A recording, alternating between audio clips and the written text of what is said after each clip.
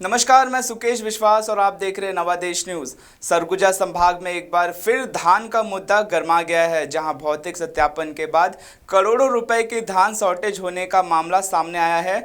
मामले के सामने आने के बाद जिला सहकारी केंद्रीय बैंक के मुख्य कार्यपालन अधिकारी ने समिति केंद्र प्रभारियों के खिलाफ एफआईआर दर्ज करने के निर्देश दिए हैं। इधर समिति के प्रभारियों ने निष्पक्ष जांच कराने की मांग की है। देखिए ये रिपोर्ट। सरगुजा, सूरजपुर, बलरामपुर और कोरिया जिले में खरीफ विपणन वर्ष 2021 में 15 करोड़ से अधिक रुपए का धान शॉर्टेज हो गया है। भौतिक सत्यापन के बाद इस मामले का खुलासा हुआ है कि प्रति क्विंटल 1,865 रुपए के हिसाब से धान की कीमत 14 करोड़ 91 लाख 90,665 रुपए हो रही है। इस मामले के सामने आने के बाद सहकारी केंद्रीय बैंक प्रबंधक द्वारा ऐसे उपार्जन केंद्रों की विशेष ऑडिट और वसूली के अलावा एफआईआर दर्ज करने की तैयारी की जा रही है। जिला सहकारी केंद्रीय बैंक के मुख्य कार्यपालन अधिकारी द्वारा चारों जिले के नोडल अधिकारियों और शाखा प्रबंधकों को पत्र प्रेषित कर नियमानुसार कार्रवाई का प्रतिवेदन प्रस्तुत करने के निर्देश दिए हैं। ये लगभग 15 करोड़ 20 लाख कुछ का धान शॉर्टेज बताया जा रहा है, तो इसके लिए हमने सभी सोसाइटी मैनेजर को लेटर भी दिया था कि आप लोग धान मिलान करें, मिलान करके तत्काल हमें सूचित करें। तो उसके बाद फिर उनको नोटिस भी दिए हैं। एक नोटिस देने के बाद दोबारा हमने उनको नोटिस दिया कि आप लोग मिलान करें और नहीं तो एफआईआर आपके ऊपर किया जाएगा। लगभग 100 समितियों के हैं और 15 करोड़ 20 लाख आसपास है।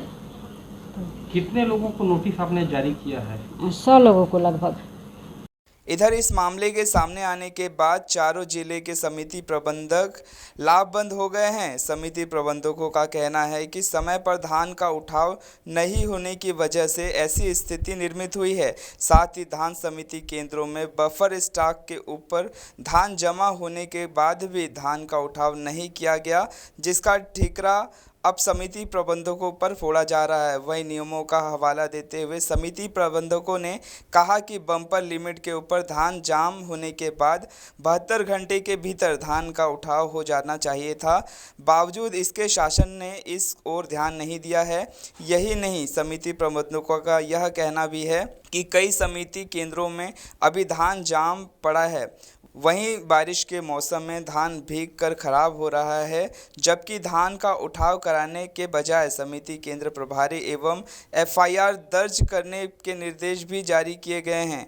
मैं आपको बताऊं, मेरे यहाँ इस वर्ष 55,694 क्विंटल धान की खरीदी की गई थी, जिसमें आज खरीदी के पश्चात 6-7 महीने के पश्चात मेरे यहाँ 5,500 क्विंटल धान खुले आसमान के नीचे रखा हुआ है, जो बारिश से ख़राब हो रहा है।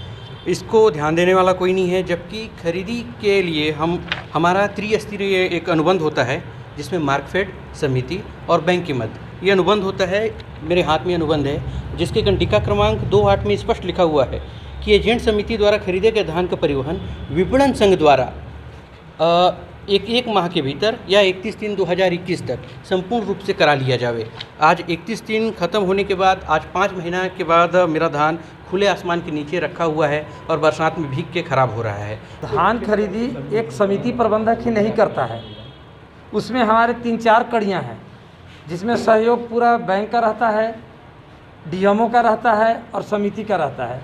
तो कार्यवाही केवल एक आदमी पे क्यों होता है, समिति वाले पे ही क्यों होता है? उठाव को लेकर भी कुछ लफड़ा था? उठाव तो 100% लफड़ा है सर। अभी एक समिति हमारे ऐसे है जहाँ 5,000 क्विंटल अभी तक उठाव नहीं हुआ है। हम लोग उस पर ये बोलेंगे सर कि आप लोग के माध्यम से शासन जागे और हम लोग का सहयोग करें। जैसे एफआईआर का जो नोटिस जारी किए हैं, ये सरासर गलत है, क्योंकि मेन पॉइंट पे जा नहीं रहा है। जो खरीफ विपणन वर्ष 2021 में धान खरीदी जब प्रारंभ हुआ था, इसके पूर्व भी हम लोग समिति स्तर पे कई लेटर जारी किए कि समिति स्तर पे सुखद मान्य किया जाए। अगर सुखद मान्य नहीं किया जाता है तो समिति स्तर पे जो अनुबंध होता है उसके अनुरूप पालन किया जाए। उस अनुबंध के अनुसार 72 घंटा में धान उठाव होना चाहिए था।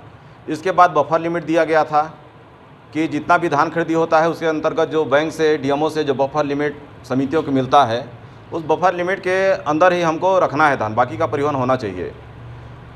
इसके बाद एक भी कंडिका का पालन नहीं किया गया है।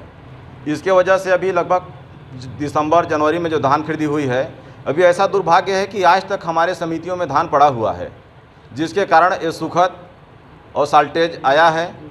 अंबिकापुर से दिनेश कुमार गुप्ता की रिपोर्ट।